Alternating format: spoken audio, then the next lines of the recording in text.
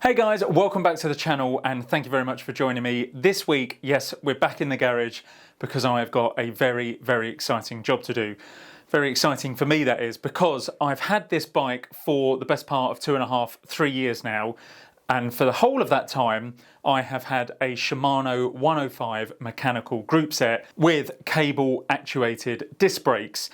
And I've made no secret of the fact that the cable actuated disc brakes haven't been the best in that time. They're okay, but they're clearly not as good as hydraulic brakes. But while the 105 mechanical has done me right up until now, I'm very excited to be able to put on a fully electronic wireless group set this week. And this is coming just in time for the Dunnage Dynamo 112 mile ride I'll be doing this weekend.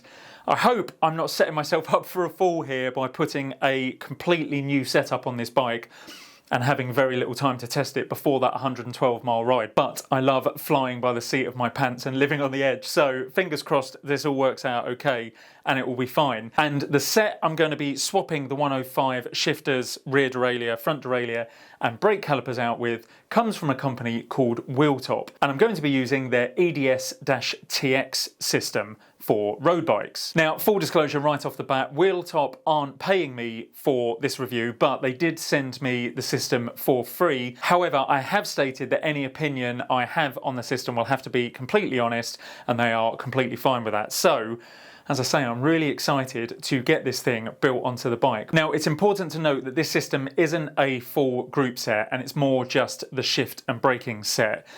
So it's more just an upgrade option as opposed to something that you would have for a new full build.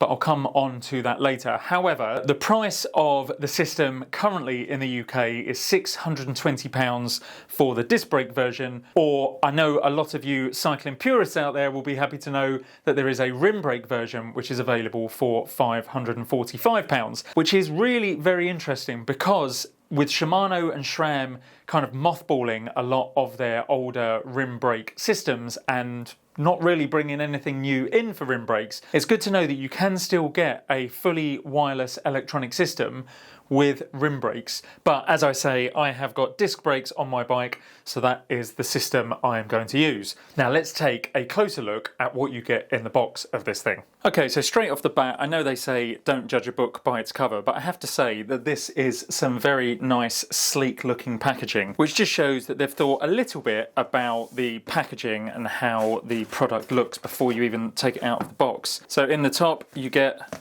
some nice packaging just to make sure that everything's kept safe inside, and just a little reminder that this actually works on mineral oil, not dot fluid, which is good. You then get a basic set of instructions in the box, but it largely just tells you to either go and download the app or go and get the PDF manuals from the website, which I've already done. But then inside the box you get nicely packaged one right shifter with 2 buttons and what looks to be carbon fibre levers. Yeah, I think they're made of carbon fibre, with the rest of this being made of plastic, but nice to see some carbon fibre levers there. And then we take the left one out and much the same, but actually on this side you'll note that there's actually only 1 button, and that's because the way this is set up, it is only for a maximum of a 2x crank. So rather than messing around with 2 buttons, Wheeltop have just gone with the 1, because essentially you're only going to be pressing to go up or back down again, so you can just press once to go up and then press once again to bring the derailleur, the front derailleur, back down.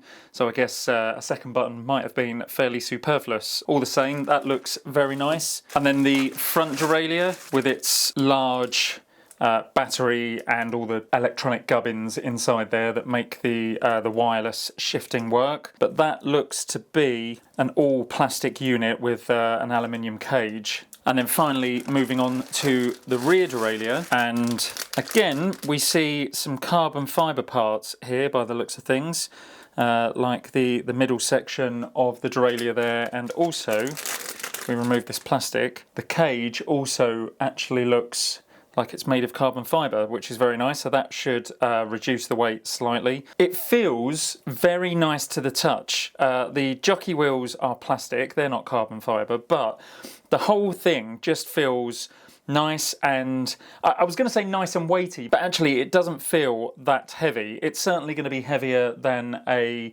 standard 105 rear mech, and I will weigh all of this later just to see exactly how much all of this weighs compared to the 105 set. But actually all of these components, they all feel nice to touch. They all feel nice in the hand. And I know that doesn't necessarily say anything, but it's just nice and reassuring when you take a product straight out of the box and it just feels as nice and sturdy, and the build quality feels very nice. The other thing I've just noticed as well is that all of these bolts here are actual bolts, they're not riveted on. So that does tend to suggest that if any part of this goes wrong or anything cracks or anything breaks, you can actually buy some spare parts. You can undo these, remove them and get spare parts. That also makes it a lot easier to clean. If you tend to be one of those people that likes to get down to the very minute detail of cleaning, you could take this cage completely apart, take the jockey wheels out, and completely clean that up. But yeah, I mean, I think that that all looks pretty good. And moving on from what I was saying about the front derailleur being for 2x only, the really interesting thing about this rear derailleur is that it can be set up in the app to work with anything from 3-speed up to 14-speed. So with Shimano going full speed ahead with their 12-speed project at the moment, and even talk of 13-speed coming out soon, I'm sure it won't be long before we start hearing about 14-speed and beyond. So it's just nice to know that there is a little bit of future-proofing in this derailleur. In terms of the power source for these units, the batteries are screwed directly onto the module, and they can't be removed. So you have to charge them via this weatherproof port here, which has a magnetic connection. So these differ from Shimano in that the battery is included on the module itself. You don't have to run a central battery with then electronic cables running to the front and rear derailleurs. But it's unlike SRAM because you can't take the batteries off. On SRAM front and rear derailleurs, you can remove the batteries and charge them externally. These ones, unfortunately, you can't. But I don't see that being a huge issue, but only time will tell, and I'll keep you updated with just how that works. Now, Wheeltop do say in the instructions that you can get replacements for these batteries when they have reached their end of life, but I can't see anywhere on the website that shows where you buy them and how much they are. So I reached out to Wheeltop to ask that, and they said that if you buy the unit directly from them, you can contact their customer services for a replacement battery, or otherwise you would need to go back to the stockist where you originally bought it. So all in all, I'm pretty happy with how this all looks and feels. This is all very tactile and it all feels like it's got a very good build quality to it, but this is only half of the kit. So let's put this to one side and I'll show you what's in the other box. Oh, and before I push this to one side completely to show you what's in the other box, I should just say that you do also get 2 USB charging cables in here, and that is the magnetic connector that goes onto the derailleur there. As I say, these are USB-A charging cables, but you do get a nice little USB-A to USB-C adapter, so you can connect that onto at least one of these charging cables and use a USB-C connector to charge this. So with those all out of the way, I can move that to the side and I can bring in box number 2, which, as you can see, contains all the disc caliper components, and as you can see there is more protection to keep this nice and looked after. Even more protection there inside the box, which is nice to see. So in this box you get the 2 calipers, the hoses, and then the components to screw the calipers and everything onto the bike. So that is all very handy. Now, just to say that if you buy the rim brake version of this, it doesn't actually come with cable housings. It does come with cable inners, but you'd have to use your own housings. But with this, as I say, it comes with the hoses, with the calipers, and all the parts that you need to fit the calipers to the frame. And I have to say, I do like the look of these calipers. Again, they have a good feel and they look like they've got a good build quality to them. And I do quite like this golf ball like mottled effect on here. Now, I assume that doesn't do anything in terms of productivity of the unit, but it just is a nice aesthetic look to it, which I really like. Now, as I mentioned earlier, these are mineral oil calipers, not dot fluid, and I don't know if they come pre-filled with oil, but it looks as if they might do. It looks as if there is already oil inside the hose there. So I guess we'll find out fully when I go to bleed them later on when I've got them on the bike. So yeah, I'm also very happy with the disc brake calipers. It all looks very good and I'm very excited to get it on the bike. But before I build this onto the bike, what I want to make sure is that all of the components are paired together and working properly. It's what Wheeltop suggests anyway, but I just want to make sure before I strip all of the cables, all of the housings, take the bar tape off with the shifters, I just want to make sure that everything is up and running so I don't strip the bike down completely, make it completely naked, and then don't have a system to put back on it and leave myself without a bike for the ride this weekend. And I actually now only have 3 days to get this sorted, which does sound like quite a lot of time, but when you're trying to record a video of a build, it takes a little bit longer. But yes, let's get this system paired up together, get everything working properly, and then we can go about stripping everything off the bike and getting the new system built on.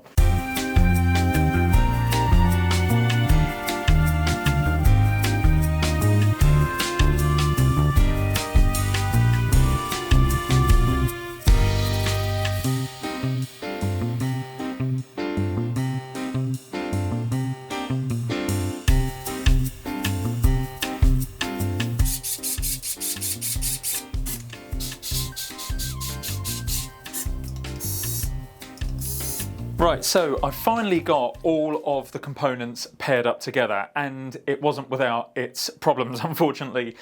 The instructions that Wheeltop provide are written in Chinese English, and as ever, they are a little bit difficult to interpret. I eventually got through it, but one of the main things is that it states that you should plug the rear derailleur into the magnetic connector, and it then should start having a blue light flashing to show that it's in pairing mode. And then you plug the front derailleur in, and that should also go into pairing mode, and eventually they should pair.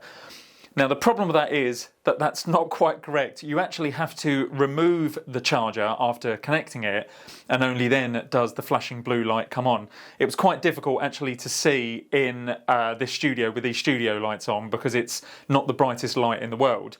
But once I unplugged the front and rear derailleur, and the rear derailleur actually seems to be the brains of the operation. So you have to disconnect that first, you see the flashing blue light, you then release the connector from the front derailleur, that has a flashing blue light, then they both flash green to show that the two of them are paired. Then you move on to the left and right shifters. It doesn't matter which one of those you do first, but you can only do one at a time. But essentially, you plug the rear derailleur back in and then take the plug off again until that blue light is flashing. And then I think you have 3 minutes, or so it says in the instructions, 3 minutes to take the battery out of one of the shifters, put it back in, and then again that will start flashing blue, and then the two of those will pair and you will get again another green light. Repeat the process for the other shifter, take the battery out, put it back in after plugging the rear derailleur in and then unplugging it again to get that flashing blue light. Then, as I say, take the battery out, put the battery back in, and it pairs. It was a bit of a faff, and as I say, the instructions weren't particularly clear, but we got there in the end, and as you can see, all of the components are now working. And if we look at the front derailleur, again, just the one button on there does everything, moving both up and down. Interestingly, the front derailleur has auto trim, so I'll see if I can show this properly. So this is the right shifter for the rear derailleur, but I'm holding the front derailleur here, and you'll notice that as I come down the range, the front derailleur trims slightly so you don't get any chain rub when the chain line is moving, going from the very largest sprocket at the back to the smallest one. I'll just show you that now. There you go, you just see that trim across slightly. So as you go up and down the range of the cassette at the back, the front derailleur auto trims, which I think is quite clever, and that's good. So now we've got all of that sorted, the job now to do is remove all of the components and start putting the new ones on. But I'm going to chicken out yet again because I'm still concerned that once I get the bits on there, I'm not going to be able to get it working properly. Nothing to do with Wheeltop, more to do with my ability to get it working. So rather than stripping all the cables out immediately, what I'm first going to do is just release the cables from the front and rear derailleur. I'm going to take the front and rear derailleur off and then install the new wireless ones. I can then use the shifters wirelessly before I put them on the bars to try and finesse how they work, just to make sure that I've got all the right gearing ratios, all the indexing is working at the back and at the front. And then once I'm happy that that is all working, then I'll be happy to strip all of the cables out and start putting the front shifters on and get the brake hoses run. But just before I do that, I want to weigh the new system just to see how much it weighs to compare it to the old 105 stuff I'm taking off. Okay, so starting off with the front derailleur, that comes in at 187 grams. And the rear derailleur is 333 grams. The right shifter is 223 grams. And the left shifter is 222 grams. So that lack of an extra button has obviously taken 1 gram off of the left shifter, but largely both the same. So now we've got the whole of the new set weighed. We just have to wait until we get the old set off the bike, and then we can weigh those to do a comparison. So let's get the front and rear derailleur off and the new ones put on.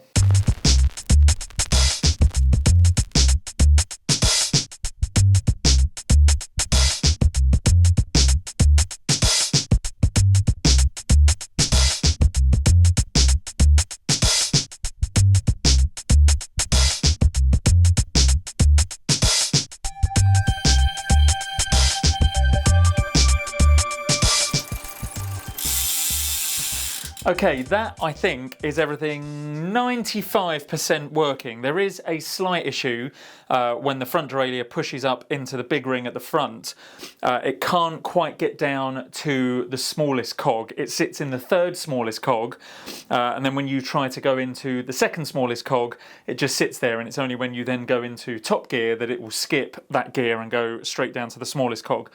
I'm going to try and finesse that a little bit in the app, because I assume that that's just going to be a case of indexing, and the rear derailleur just needs to come a little bit further out this way, and then it should not skip those gears. Also, the front derailleur, it seems to be rubbing just a tiny bit on the outside of the derailleur cage. So again, I'm going to go into the app and see if I can just finesse that slightly, just to bring the cage out slightly. But actually, having said that, I've just noticed a small sticker with the smallest writing in the world, and my eyes aren't bad, but even I struggle to see this, and it says please use adjustment screws first. So I'm going to try this adjustment screw here to try and bring the cage out ever so slightly, and if that doesn't work, then I'll go into the app. It doesn't say anything similar about the rear derailleur, and there are some high-low limit screws there as well, but I'll give the front derailleur a go first and see how I get on with that.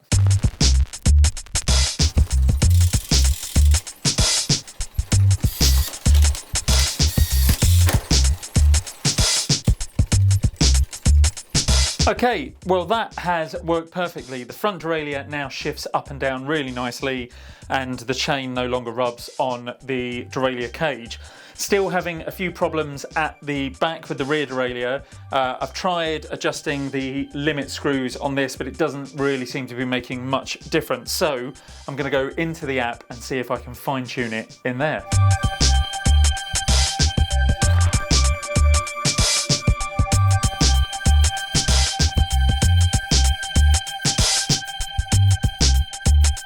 Okay, so that is now moving beautifully up and down the entire range. It's no longer skipping that second cog at the bottom. And it was simply done in the app. Now I'll take a quick screen recording of this just to show you, but it gives you all 1 to 11 gears or 1 to 14 gears, whatever you've got it set up for, but I've got an 11 speed here. And I chose gear number 2, which is what this one is, and I just changed it from the default of 260 down to 240, and that was just enough to push the derailleur over slightly for that specific gear, and then push it down into the second cog, and then it moved on the next click down to the first cog. So that is all now working perfectly. So the only job left to do now is to strip all of the cables and the housings out. Now I do still need to be careful with the rear brake, because the housing does still run all the way through the frame, and I will need to replace that housing with a hose. And so if I just whip that straight out, then I'm going to have a real problem getting the new hose back through. So I will have to use my magnet cable routing guide to pull one of the wires through, which will allow me to then attach that to the hose and pull it back through the frame to connect into the caliper at the back. That shouldn't be a problem, I hope. But the other big problem that I've got to face is that despite the fact that I changed the bar tape not 3-4 weeks ago prior to my trip to Paris, I'm now going to have to rip it all off again and redo it. And as you know, I hate doing bar tape, but it needs to be done. There's no choice. I need to take the shifters off and I need to get the hoses threaded through this integrated bar and stem. So let's start stripping everything off and we can start putting the shifters on.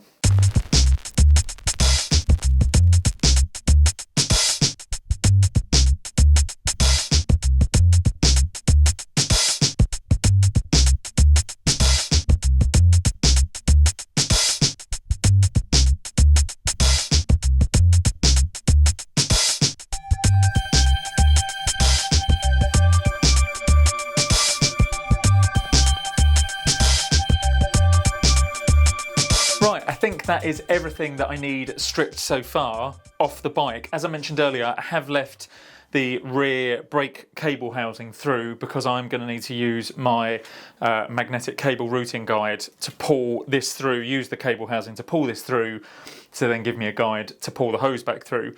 Although, having said that, the caliper is already connected to the hose, so I'm actually going to have to pull the hose through this way from the back up to the front. But for now, that's everything stripped off, so I can weigh the old kit that has just come off and we can see just how much difference there is. Okay, so we'll start off with the shifters. And the right shifter, first of all, that comes in at 243 grams. And then the left shifter, just under, again, like the other ones, 242 grams. So they come in at about 20 grams each, heavier than the new kit, which is quite interesting. But now that's done, let's have a look at the rear derailleur. 228. Now the new one comes in at 333 grams. So that's about 100 grams extra for the new rear derailleur. And the front derailleur comes in at 95 grams. So again, that's about 95 grams lighter than the new one. Right, so that all combined comes in to just over 800 grams. And the new set came in at 965 grams, so around about 160 odd grams difference, with the new kit being 160 grams heavier. Don't see that being too much of an issue. You've got to expect a little bit extra on the new stuff because you have the added electronics and the battery in there. So 160 grams I don't think is too bad. So now I've taken the brake calipers off as well. I can give those a quick weigh. So combined, they come in at 354 grams.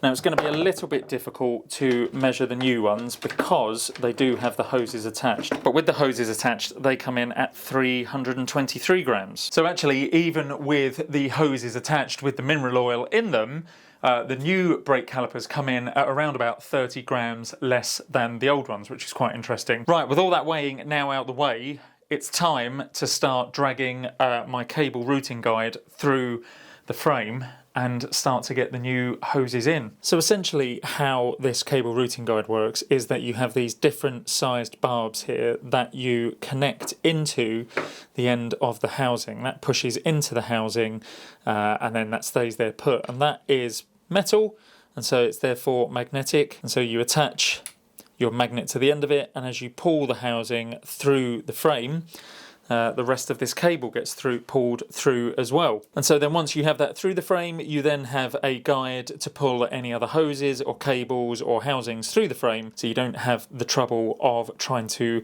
fish it through without any guidance whatsoever. So that's in theory, so let's see how this works in practice. And this is already starting to put up a bit of a struggle because I used quite thick Kevlar coated Jaguar housings on this bike. They don't bend very easily, so it is being a bit of a pig to pull through, but we must persevere. I will get there.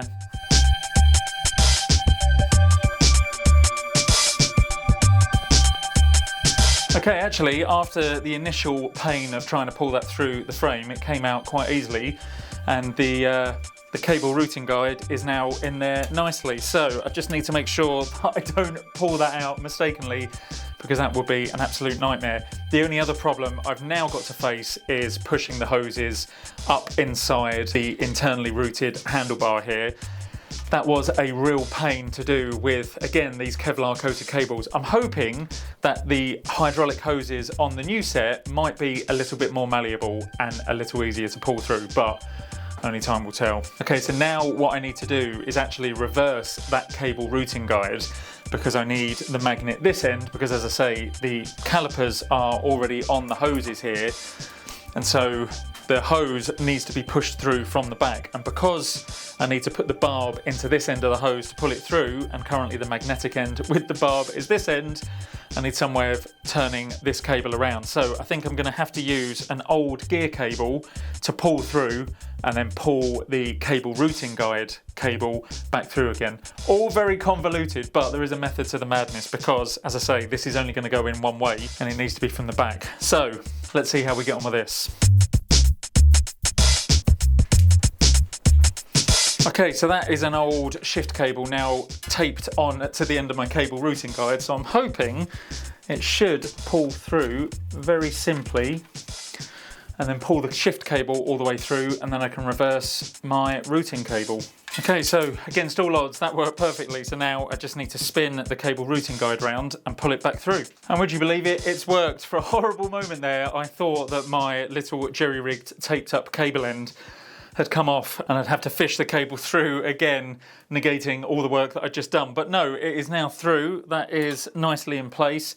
I've got the magnet at the back of the bike, so I can start with pulling the new hydraulic hoses through. I think I've mentioned it before, but I absolutely hate running internal cabling and hoses. But actually, I'm reluctant to say this is going quite well. I'm going to eat those words in a minute, I'm sure. And something that might seem quite obvious, but just a little tip, just to save you any hassle. The hoses are obviously different lengths. The shorter one is for the front brake, because that simply only has to go through the fork and then up into the handlebar. So just make sure you choose the hose with a longer reach on it to go from the back of the bike. I'm only mentioning it because it's a mistake that I clearly would have made in the past. Okay, well, I should have guessed it would happen. The magnet has fallen off the end of the barb, so all is not lost. What I'm going to do now is take the handlebar off, drop the fork out, and then get my hand up in the underside of the head tube here, and hopefully be able to guide the hose up through the hole that it needs to come out of. These things are sent to try us.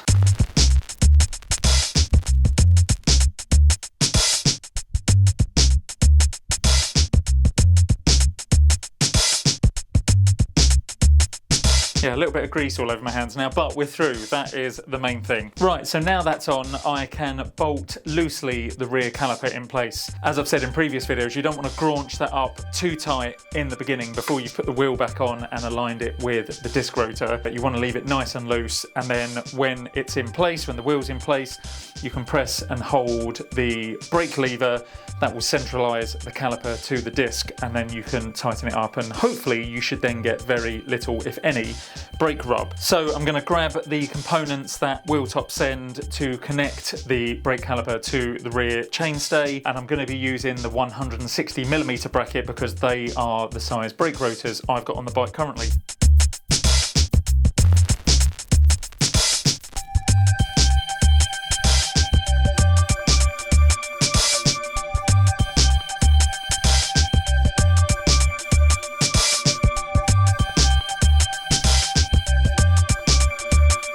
Okay, so now I've taken the rear brake cable housing out. That was a bit of a mouthful. I can see that there is a fairly significant difference in the diameter as well, with the old brake housing being a fair bit thicker, but also a whole lot less malleable as well. So I'm hoping that the new brake hose going through these handlebars shouldn't cause me anywhere near as many problems as putting these in the first time did. Okay, so as expected and hoped for, that was fairly simple pushing that through. So hopefully it'll be exactly the same for the front one. But for now, I'm just gonna leave that hose sitting as it is and yeah, get the front one put on now. And actually, rather than struggling to fit this little barb into the end of what is essentially a knackered old end of this brake housing. I'm just going to pull the brake housing out, and actually this kit has another little trick up its sleeve, and then it has this very strong magnet at the end. So once I've pulled this cable housing out, I can run the cable routing guide through, and I can find the magnet through the carbon fibre and pull it through that way. So I don't even need to worry about the magnet pulling it through the internal part of the handlebar itself. Okay, so the front hydraulic hose should slide up through the hole in the fork here very simply, and then it comes out in the top of the fork by the shoulder here, and then just fits straight into the handlebar. I'm going to drop the wheel out again just to make it a little bit easier for me to get to that hole, but otherwise this one should be fairly simple. Oh boy, what an absolute nightmare that one was. It seems that the hole for the housing to come out over this side is a lot narrower than the one over that side, so getting it to bend around the corner to get pulled out was a bit of a nightmare. Thankfully, there is another little hole on the outside of the handlebar here, so I had to push a screwdriver in to force it against the hole and then be able to kind of pull it around the corner. I absolutely hate internal routing. I don't know whether I've mentioned that before, but I'm saying it again now. Hate it. But regardless of that, we are now done, and I can get rid of that barb, put it back on this kit, and hopefully I think I can get rid of this kit entirely now. I'm not going to need this anymore at all. So let's get this away, and then I guess it's time to put the shifters on and get the hoses terminated into them. Okay, so now I've got the shifters in place, I can start looking at terminating the hoses. Now, I am no expert at this, and I'm certainly no expert at bleeding brakes either, so I'm not going to give any instruction on this whatsoever. However, I will leave a link below to the Park Tools YouTube channel, because Calvin Jones is going to do a much better job explaining how to terminate these and bleed them than I ever will. So right now you're going to see hopefully a very problem-free time lapse of me terminating and bleeding these brakes.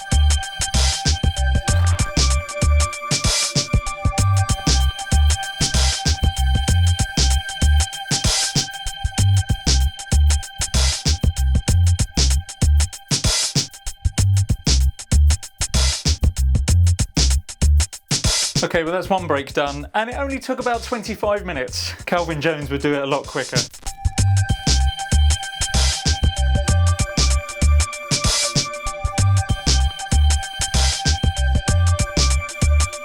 Right, well that is the rear brake done as well, and that took about 25 minutes too. But it's now done, that feels nice and sharp. The front wheel is nice and sharp as well, so I am very, very happy with that. One final tip is just to make sure to rub everything down with some isopropyl alcohol after you've done any bleeding work, because the last thing you want is to get any of that mineral oil onto your brake pads, because then you'll have no chance of braking and the brakes will screech like a banshee. So yeah, just a bit of isopropyl alcohol, wipe all around the hoods, the levers, and all around the brake pads and the discs before you put the brake pads in. And then hopefully you shouldn't have any screeching brakes. But yes, that is now done. All I have to do is put the back wheel on, and then I think it's onto the bar tape.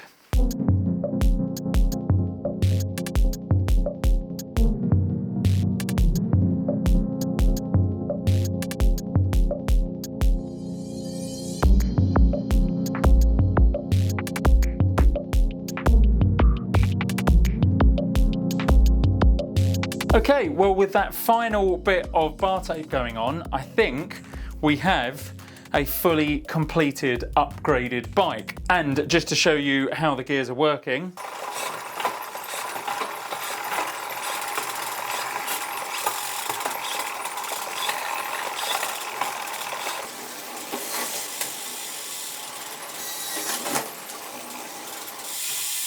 so it's fair to say I am very happy with how this looks. The brakes are nice and sharp. I mean, I know that hydraulic brakes are very good anyway, but just compared to the cable actuated disc brakes I had on here before, it is a gulf of difference. Now, obviously, I haven't tested it yet, although rest assured, I will bring you an update in time, and I will be using it, as I say, this weekend to do the dunnage dyno, so I'll give you an update then. But for now, it does seem like a pretty good quality upgrade option if you're looking to move from a mechanical to an electronic group set. Now, I say upgrade, I mentioned this earlier, and just to go a bit further into it, I say upgrade because if you're looking at installing this on a new build, you'd clearly need to add things like a crank, a cassette, and a chain, which even if you're comfortable buying cheap from somewhere like AliExpress, is still going to cost you anywhere between £100 and £200.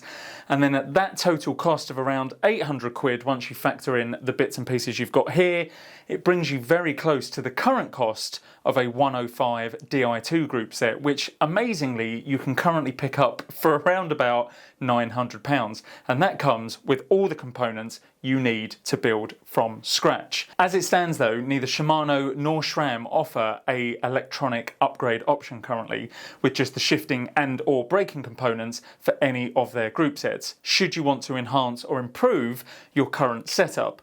I think the Wheeltop EDS TX fills that gap in the market then by allowing to keep a lot of the kit you've already paid out for on your bike, saving you having to buy bundled components you aren't going to use. But what do you guys think? £620 for a fully electronic wireless shifting upgrade kit.